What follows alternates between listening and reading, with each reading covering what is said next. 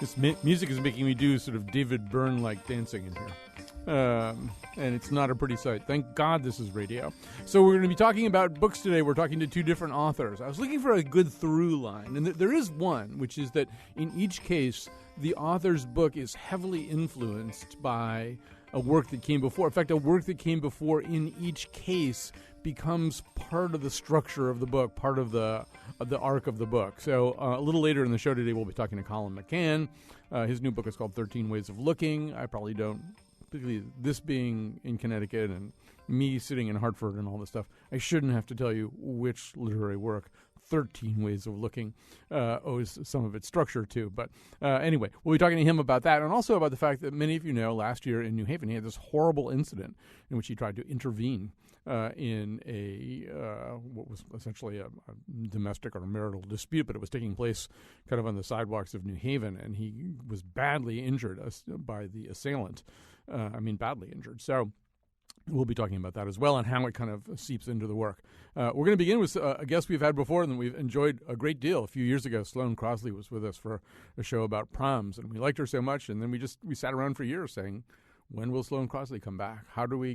Is there like a bat signal that we can show against the sky to make Sloane Crosley come back? And it turned out we just had to wait for her to write a book, and it's called The Clasp. And her version of what Wallace Stevens is to Colum McCann is de Maupassant's The Necklace, which becomes something of one of the engines kind of thrusting this book into the sky. Sloane Crosley, welcome back to the show.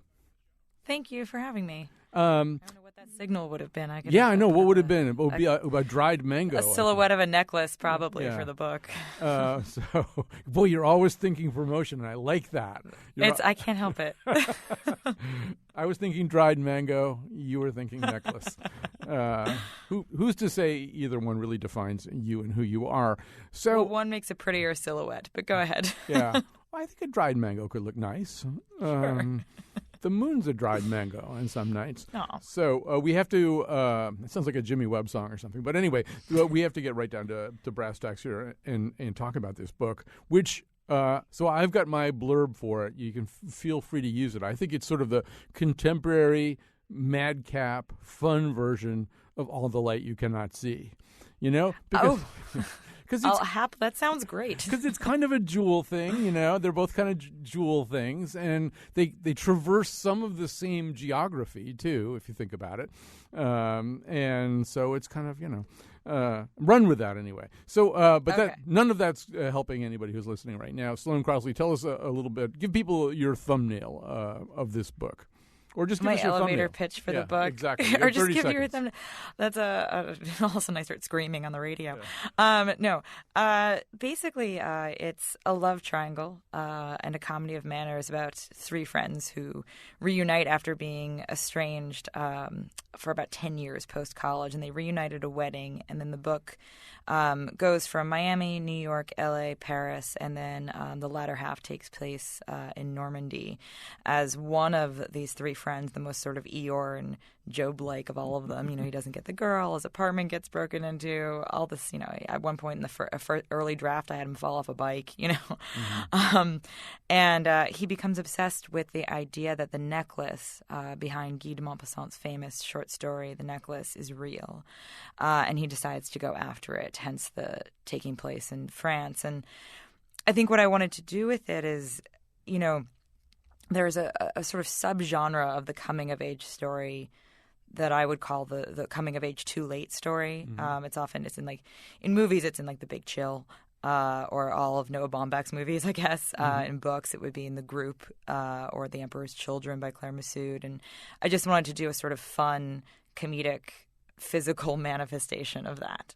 Well, and that's The Clasp. So that raises a semi-uncomfortable question, which is, so you just named a whole bunch of different works of literature and cinematic works and stuff like that. And we could also throw in all the comedies that are on HBO almost are about sort of people who've hit their 20s or early 30s, and it's kind of, not really working out the way they wanted to. But so then the question is, how generation specific is this book? I will say, first of all, I was vastly entertained by this book, and I'm certainly not its target demographic.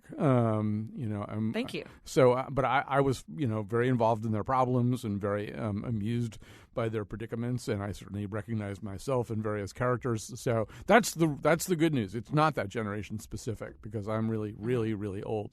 But on the other hand, on the radio.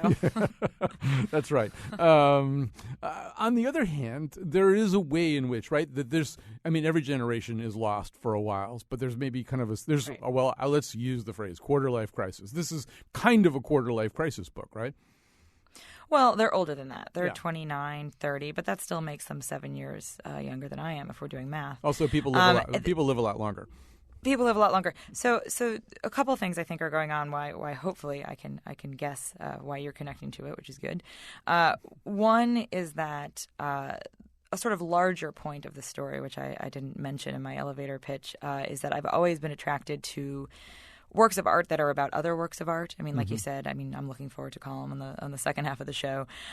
So you think of Zadie Smith on beauty, or Ann Patchett, bel canto, that's opera, or Donna Tartt, the Goldfinch, and so this is sort of a tribute to this short story. And that's a genre that is not generational. That doesn't matter.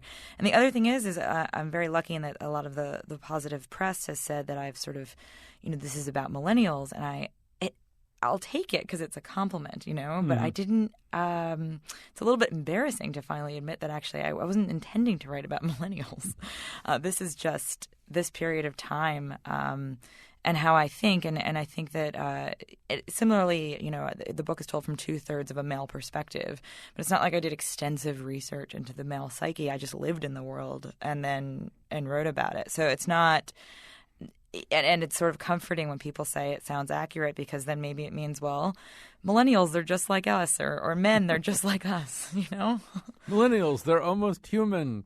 They're almost human. I mean, I think the marker of millennials, or what we've been told is the marker, is that they're a bit disappointed. It's like, I never promised you a rose garden. Like they're marked by this idea that they were told that they could do anything, and which is on the surface positive, but maybe has some negative ramifications when you try to hire one as your assistant. But the truth is that that's really the only part of them that's millennial, and disappointment is not generational as much as we're pinning it all on them. I mean, I know plenty of disappointed 18-year-olds. I know plenty of really disappointed 45-year-olds. It happens. Yeah. Well, yeah, and I think beyond that, I mean, one of the things that I was thinking about here, I was down at my former university a couple of weeks ago to do something else, and somebody came up to me who works for the alumni magazine, and I had never seen this person before in my life, but he said, well, hello, blah, blah, blah, about this and that and radio stuff. And then he said, and by the way, I really enjoyed your class note the other day. And I was standing there with one of my classmates, and my class note was and who started chuckling, because my class note was, like most class notes, a little bit self-congratulatory, but I also mentioned all this negative stuff that had happened in my life. and you should. But that's what people don't do, right? And so one of the things about this book is it is very much the story. That's what we do with ourselves. We're actually all writing class notes all the time, and they're lies for the most part. It's that's what Facebook was invented for. And it's what life was invented for. It was happening well before Facebook. So your three characters are kind of, although one of them, the Eeyore-ish one, doesn't make much of a pretense to not being miserable. But everybody's sort of looking at everybody else. And I guess maybe this is very Facebook-y. Everybody's looking at everybody else and going, well, obviously he or she is having a better life than I am. Things are working out a lot better. And it's sort of about that private hell that each person is in. You know what I'm talking about? Right. Oh, I definitely do. I mean, I think that if you spend all your energy on the mask of appearances, as these three characters tend to do, there's a hollowness that happens inside. And I feel like this story is really about them falling almost like dominoes into sincerity, right? So you have Victor, who falls asleep on the mother of the groom's bed at this wedding I mentioned, a little bit drunk, and she wakes him up, and he's sort of the first one to want out, to think, my life is not going the way I want. I'm just going to toss everything and go and look to the future. Or if you think of them as the ghost of Christmas past, present, and future. Mm-hmm. And then there's Kezia, who works for this crazy jewelry designer, and she's just trying to act as if and make sure everything is status quo. And then you have Nathaniel, who would be perfectly happy with that image. He's happy to be pigeonholed as the cool guy from college, even though he hasn't been working very well in LA and he hasn't been doing very well and he's sort of in financial ruin. But they're all what I like about them is that they can't keep up that facade for long because they've known each other for so long. That's right. I mean, it's about how you can't lie quite as successfully to your college friends. Right. But I think it's also, I mean, I was sort of thinking about you and Colum McCann. Each of your books has to do kind of with where hell is located, I mean, in life, where is hell located? Now, obviously, your characters ultimately, hell is a somewhat comic place for them to be, but still, they are kind of in hell. And I think for them, hell is missed connections, or it's sort of the anti-E.M. Forster book, right? Only connect. Right. Except that Only connect. Speaking of Zadie Smith, right? Right. I mean, I think that hell is... and then maybe this does become generational to millennials a little bit. Hell for them is wanting to be obsessed with something and having nothing to be obsessed with. Mm-hmm. So this is sort of, the way I first started talking about the book to my editor when we were working on early drafts. I said, it's like possession, but funny, and he's like, I don't actually understand what that means or what that would possibly entail. But I mean, the idea of wanting so desperately to have something concrete, and to not feel so adrift. I mean, that's what everyone tells you about everything. I mean, not to turn this into a self-help hour, but there's really nothing lonelier than being in a relationship when you feel alone. That is much lonelier than being single. And same thing when you haven't found your people, your group of friends. There are whole movies that are made about this, plays, operas. And what really the lesson of the clasp is that the question is, all of these people are asking them, do I hold on or clasp, as it were, to the relationships that are in front of me, or do I sort of jettison them and move on? And they're at that point, which I think is a point that people come to if you've ever had a friendship where you think, okay, I'm just going to make one more phone call and then can we call this? Are we done? If I don't go on this weekend with everybody, am I going to be invited on the next one? And it turns out, of course, over the course of the book that they're not strangers, that they are family. But that's... yeah, that misconnection is certainly hellish for all of them. They just don't realize it. So let's extend this metaphor or this concept to you. So prior to this, you were known for writing comic essays, where in fact the level of connection with your material is different. I say this as someone who's written a lot of comic essays. So I mean, your books were I Was Told There'd Be Cake and How Did You Get This Number, and so when you write a comic essay, I mean, you're really just trying to engage with somebody a certain way, right? It's not your whole life story. It's not their whole life story. You're just trying to get them to see something that's kind of funny for a little while. And so the kind of conversation that we just had about life is something, for the most part, that comic essayists, I would argue anyway, hold at bay. Because, yes. In 1,000 words, you're just better off not thinking about any of those really big questions. So how much... Avert your eyes. Totally. So how much of a transition was this for you? I mean, you're talking like a novelist now. You sound like a novelist. Wow. And, you're talking big picture, deep questions. But I guess what I'm saying is that meant you kind of had to do something similar to what your characters had to do, which is connect to characters and to life questions in a much bigger and sincere and less guarded way. I don't know. Would you accept that argument? I would accept it. I mean, I think it still is a comedic novel. I mean, It's almost like cleaning. It's like the house is set on fire. What do you take? Like the passport, the cat, and some photos or something like that. I mean, if you imagine the essay house being set on fire temporarily, I mean, I'll go back. I thought, what do I take with me? And I think the tone, the humor, the observations. Although to your point, I mean, for essays, you're really only selling someone on one concept, and that is the concept of your voice and yourself and the authority you have to use it and to deploy it. And you have to do a lot of selling with a novel. There's a cast of characters. There's 3 main characters here, but there's probably a total of about 15.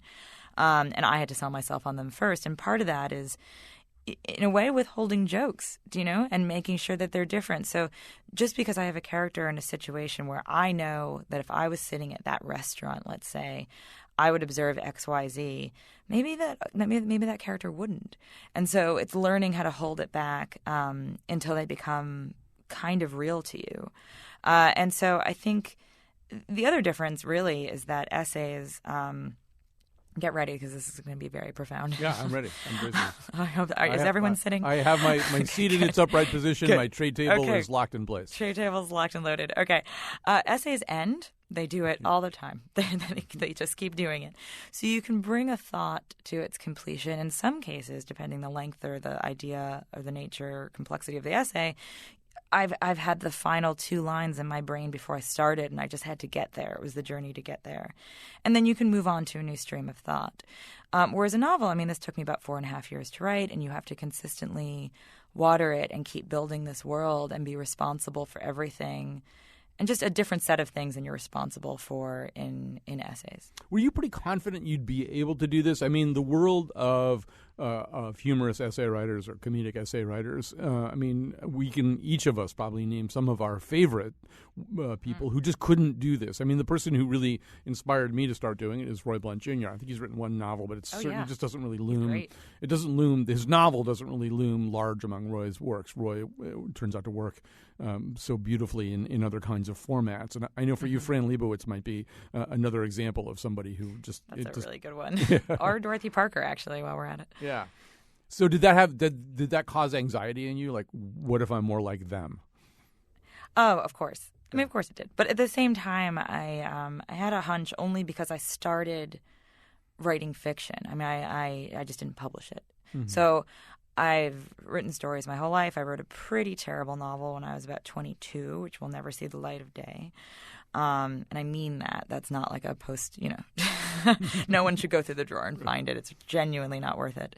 But I always wanted to do this, and I worked at Random House in the vintage books publicity department for about 10 years, and I largely worked with authors of fiction and not nonfiction, and was really immersed in that world. And I've always loved short stories. I would say I have an equal amount of anthologies than I do novels, or almost, on my bookshelves at home. And so it's always sort of been my world, and I fell backwards into nonfiction. And this is not to say that it wasn't work once I fell there, and I don't love it, and I'm not going back, and it's very much who I am.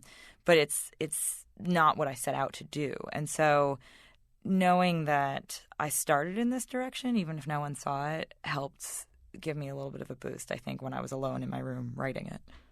So, yeah, and well, I mean, there's that whole thing. I think Fran Lebowitz brought it up, the whole idea of, do you hear your characters talking to you? And I think if you haven't written fiction, you haven't written a novel, and you hear other people say it, you either think that's really crazy or really pretentious, or... Pretentious. Yeah, or that could never happen to me, or something like that, right? I assume you have a whole different relationship with that whole question now.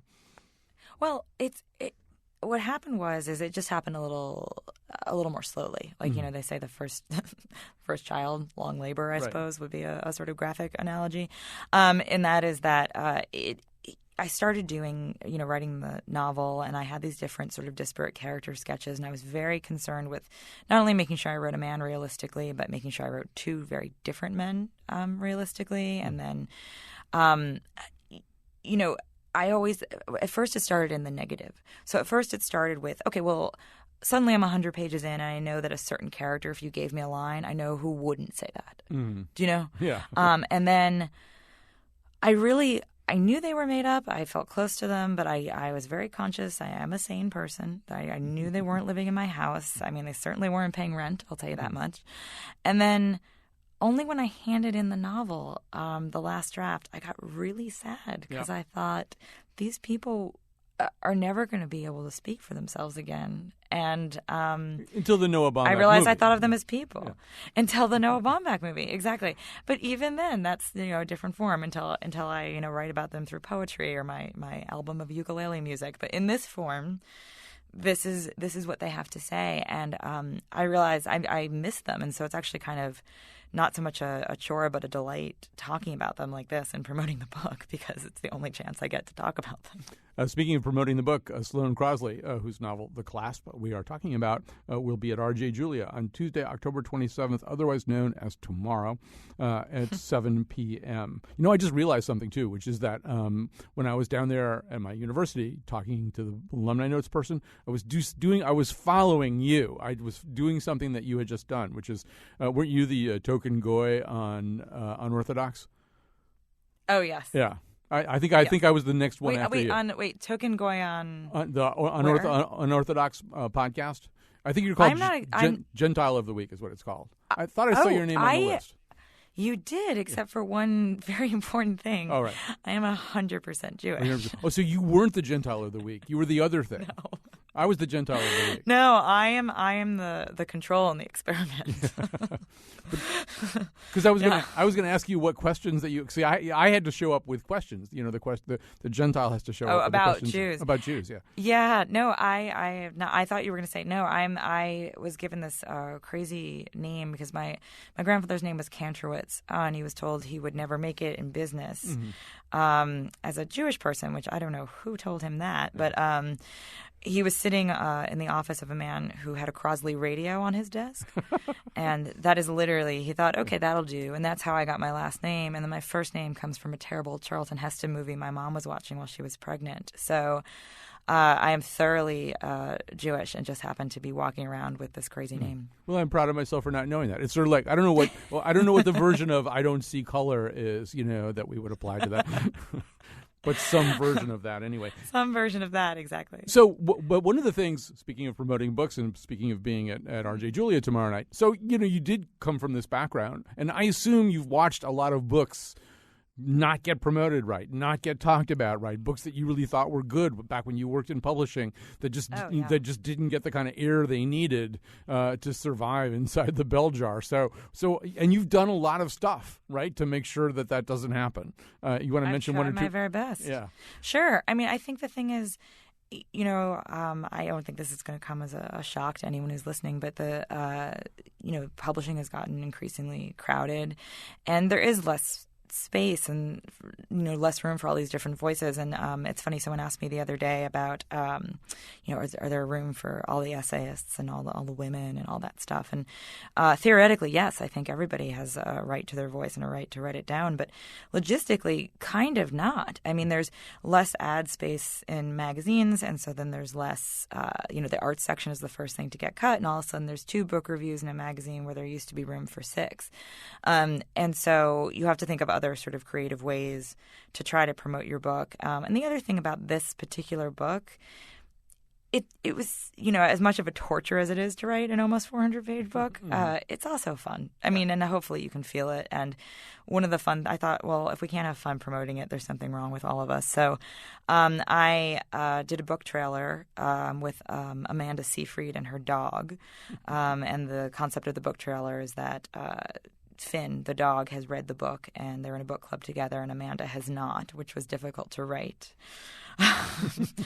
And then I had a friend who runs a jewelry company called Lulu Frost, who made a necklace based on the necklace that I found in a sketch in the New York Public Library that I decided could conceivably, just the year it was done, could conceivably have been the necklace that Guy de Maupassant was thinking of when he wrote that famous short story. Probably not, but I just wanted some inspiration. And so I plucked it down from off my desk, and I brought it to Lisa, and I said, what do you say to making a necklace based on this?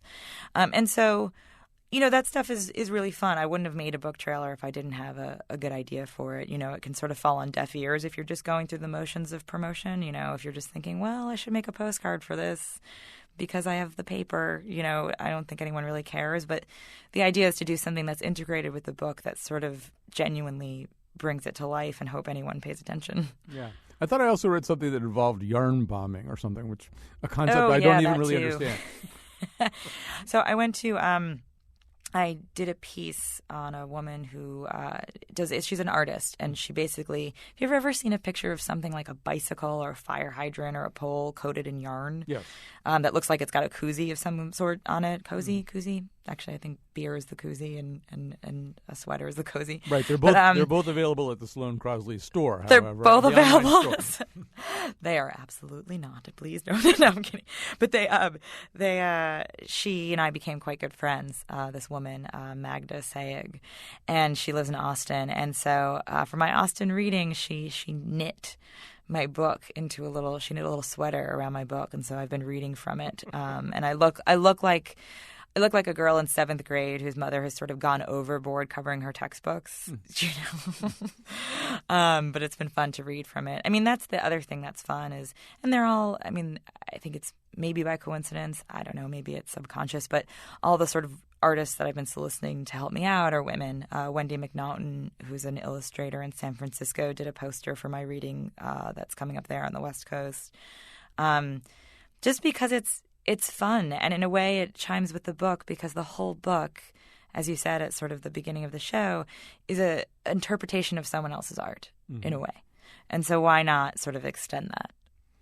Sloane Crosley, it's so great to talk to you once again. Tomorrow night, RJ Julia, I don't know if you'll get to see the book cozy or not. Will you be actually bringing that with you? Well, now I feel a pressure to bring that one. I yes, think I'll bring that one with me. People are going to be storming out if it's not there. They'll be clamoring. Right. Right. And definitely think merch here. You know, you're perched on the edge of merch, right? I'm this close to a T-shirt. Yeah, yes. Absolutely. No, so much more. You're thinking way too narrowly. Think big, horizontal, expansive merch. You're right. All Dirigible. Right. The book is The Class by Sloane Crosley. Thanks for visiting with us again. Thank you so much for having me. All right. We're going to take a little break here. We'll come back. We hope we'll come back with Colum McCann. I gather he's a little elusive at the moment. The song goes out to you. I'm 25 with no direction in my life, and it's Friday night, and I'm doing all right. I can't complain, but I can, and I do, because I'm going nowhere fast. So you were promised Colum McCann. At the moment, we don't have him. In fact, if you're with Colum McCann right now, could you please remind him he's supposed to be on the show right now? I'm sure that we'll find him as we go along here. And if we don't, we'll just open the phones. You know, well, you can talk about the book that you're reading right now. I would be fascinated to actually, I mean, not right this second. You don't have to do that. But I would be fascinated to know that, partly because, as you may know, last week we did this book club thing where I got 3 literary savants together and we read the new Jonathan Franzen novel, Purity. And people seem to like that. I mean, I asked people to respond at my email, Colin, COLIN, at WNPR.org, and they seem to enjoy it. And so we're going to do another one. But I'm not really sure what book we should do. So you could email me and tell me, or if we if we don't find Colum McCann, you can call me up and tell me directly what book we should do. Maybe it's a Colum McCann book. I'm not 100% sure. But anyway, so if it comes to that, the number is 860-275-7266. 860-275-7266. Don't bother to tweet us. We may need your phone call even more. Although, let me just tell you a little bit about this is sort of my chance to talk because I don't have to ask anybody any questions right now, which could be both a good thing and a bad thing. So, I mean, it is true that this weekend. So let me just back up here. So Colum McCann, just to kind of set the stage for you a little bit, too. In 2014, he was down in New Haven, and he did intervene in what appeared to be an incident between a man and his wife. And he was attacked and knocked unconscious. This all happened right outside the Studio Hotel, where we often do our broadcasts when we're down in New Haven. In fact, I think I did a broadcast from the Studio Hotel a week or two after that when we were down there for the Yale Writers Conference. So, and he was, anyway, what happened was he did try to intervene on behalf of this woman, and then he walked away from the scene. He was attacked and knocked unconscious. He didn't see it coming. He suffered multiple injuries. His cheekbone was fractured. He had contusions over both eyes. Several teeth were broken. This was all because he tried to help this woman who'd been knocked to the ground. Anyway, his attacker ran away. He was left there unconscious. He woke up being hoisted into an MRI machine at the Yale New Haven Hospital, and it took many months to try to recover from this. There were all kinds of horrible complications. As he wrote in his victim's statement to the court, I've spent countless hours in hospital rooms and doctors' offices. I contracted shingles across my optic nerve. I developed high blood pressure directly attributable to traumatic stress and suffered a heart arrhythmia. I experienced severe headaches. I've had to spend an inordinate time dealing with insurance companies and other medical institutions. He was forced to cancel national and international speaking engagements, and it just affected his work. For a long time, he just wasn't even really able to write. It affected his family. It affected his friends. He said in his victim's statement, though, I have forgiven my attacker, but I will never, ever excuse him. My forgiveness will not come at the cost of silence. He assaulted his wife on a public street. Moments later, he assaulted me. Now he is attempting to assault the judicial system by claiming that he should remain unpunished because he is, by his own account, a first-time offender open to rehabilitation. I do not object to the notion of clemency, but I would like to point out that there is no such thing as a first-time victim. To be a victim is permanent. To be a victim is absolute. My attacker ran away. Now he wants the rest of us to look away.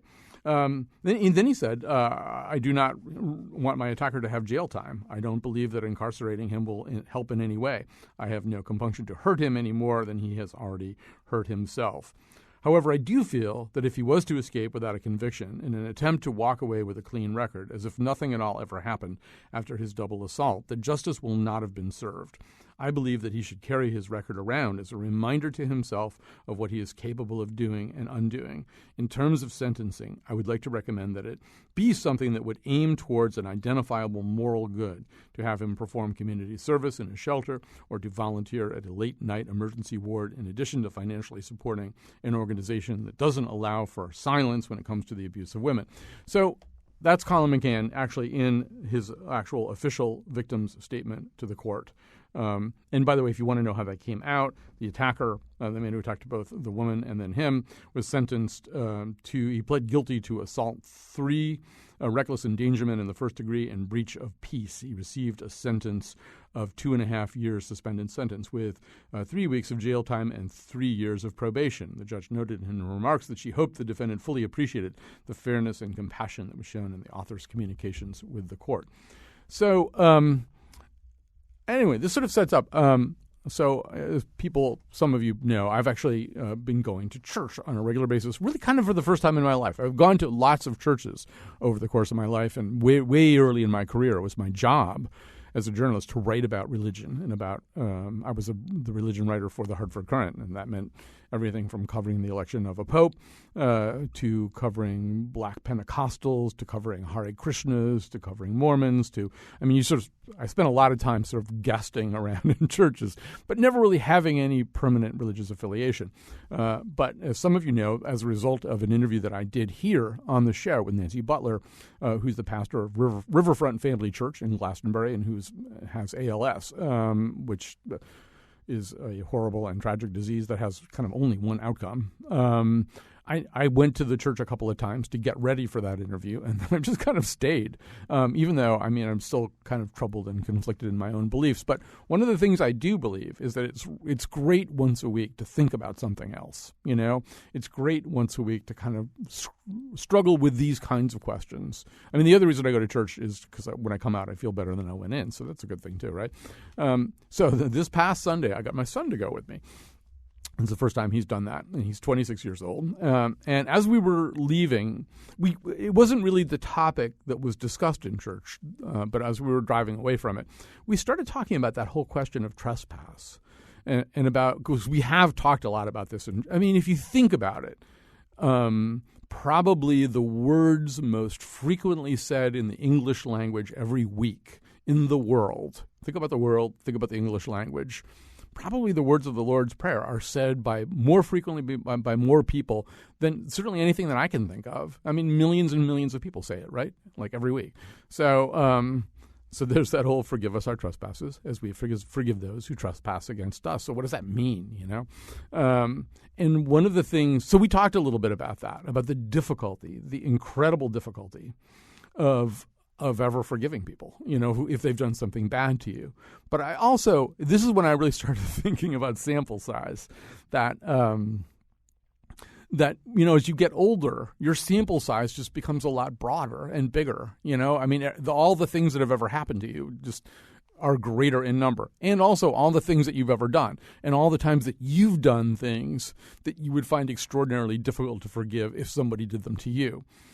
So that, listening to somebody who's 26, and to me that was sort of the interesting juxtaposition of Sloane Crosley, who's a very wise and wonderful young writer, but she's a young writer, and Colum McCann, who's a bit older. How do you think about this stuff? How do things change? Because things look so big when you're 25 or when you're 30. I mean, some fairly minor transgression, somebody who beats you out of $200 somehow, is like the worst thing that is imaginable. And then life goes on and you kind of see the world in different terms. So we were just driving along kind of talking about that. And, I think the capacity for forgiveness is one thing. You can forgive. I mean, like, what does that even exactly mean? But you can forgive somebody, but maybe you can never trust them again. I mean, those are two different things, right? You can forgive somebody. You can sort of say, I understand, a little bit more about who you are and why you did what you did. I believe maybe that you've changed. I also realize that my inability to forgive you would ultimately hurt me more than forgiving you will.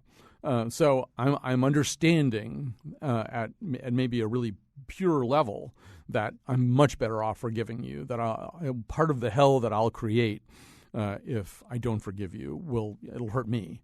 So I can do, but can you ever trust that person again? To me, people will forgive you for anything. They will have a hard time trusting you ever again. Anyway, that's so much in what Colum McCann has written about, and I'm trying to see who's up on the board there. I think what we're going to do is we'll take a quick break, we'll regroup, and we'll come back after this.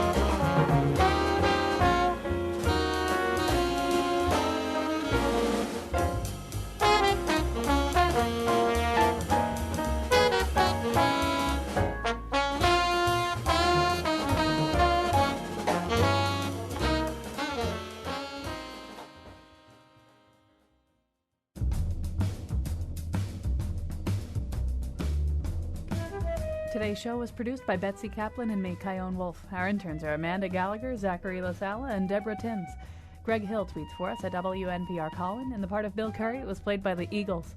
For show pages, articles, and every video of the Faith Middleton Show staff we've ever mentioned, visit our website, WNPR.org/Colin. Tomorrow, our World Series prep show. Now, back to Colin. All right, so let me tell you about a few of those things. See, the thing is, like, I used to do this every day. For 16 years, I was on WTIC, and I, for the most part, didn't really have that many guests.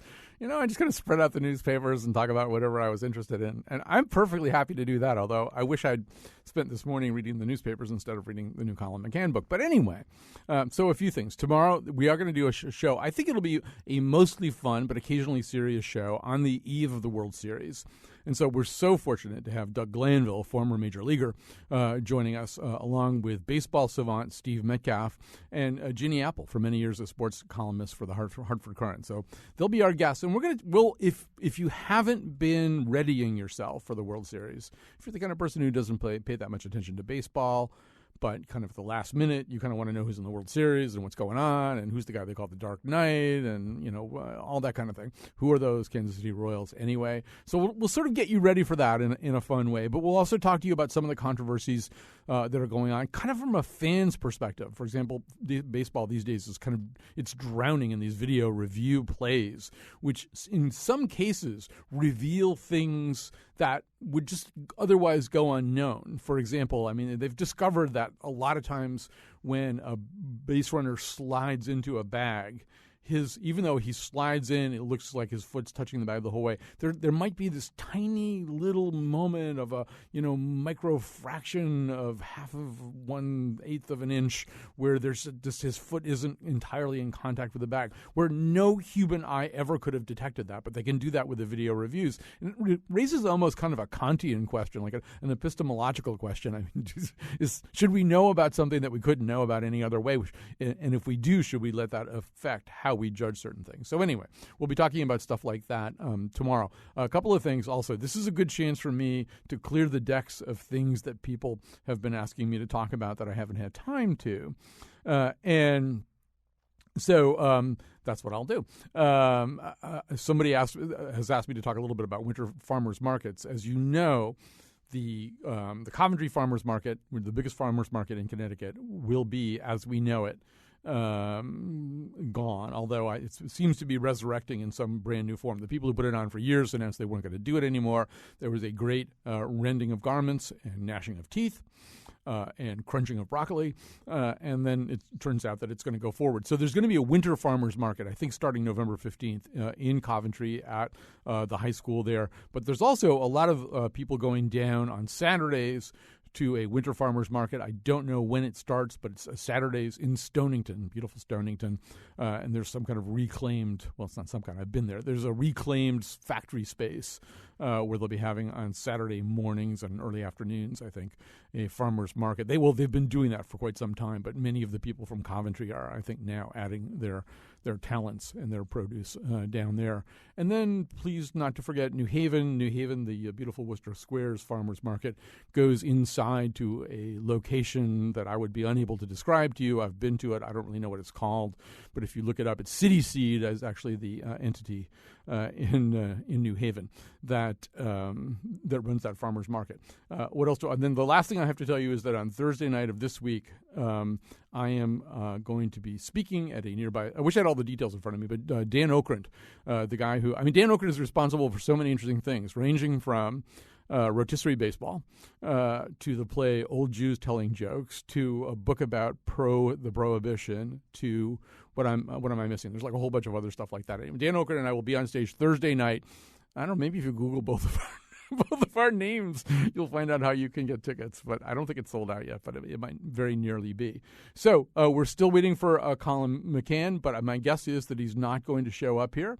So how is it possible that David Mitchell is calling? Does David Mitchell, does he sort of help out in emergency situations where Colum McCann isn't here? The author of The Bone Clocks is on the line, I think from Ireland. Hi, are you there? Hello there. Yes, I am here. That sounds like an interesting afternoon you're having. Well, yes. Well, I mean, it's sort of nice sometimes if things kind of fall apart. And I think so.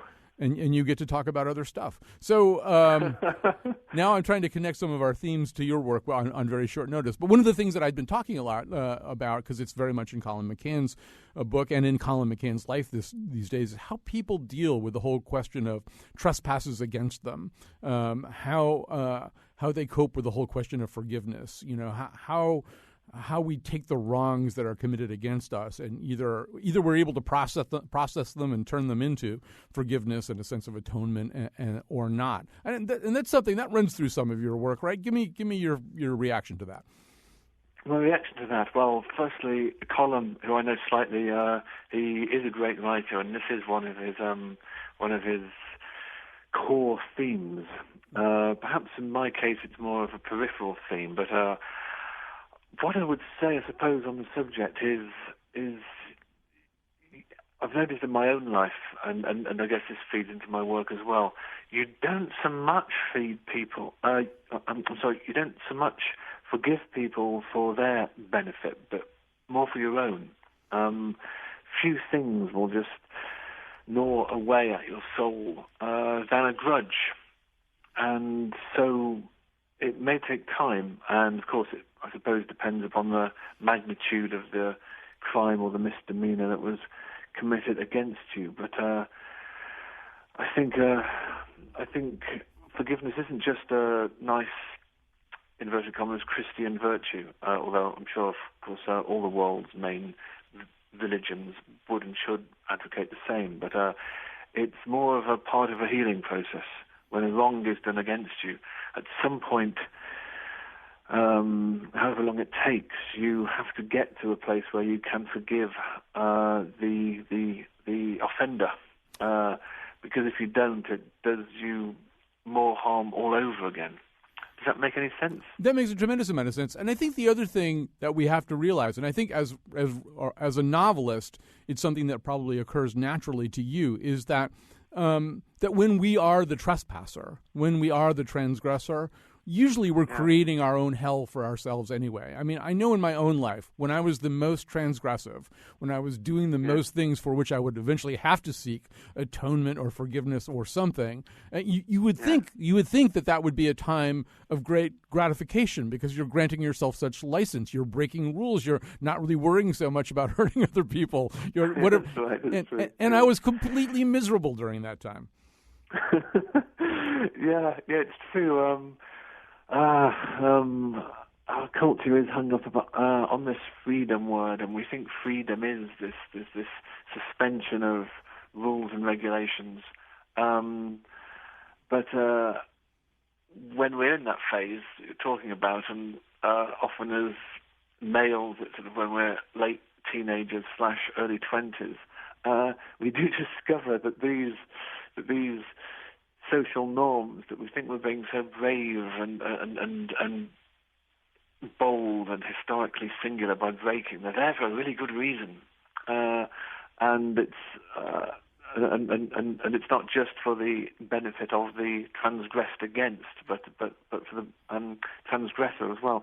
I don't know if you know that Crosby, Stills and Nash song Chicago, yes, by Graham Nash. Mm-hmm. Would that ring any bells? And, yes, absolutely. Yeah.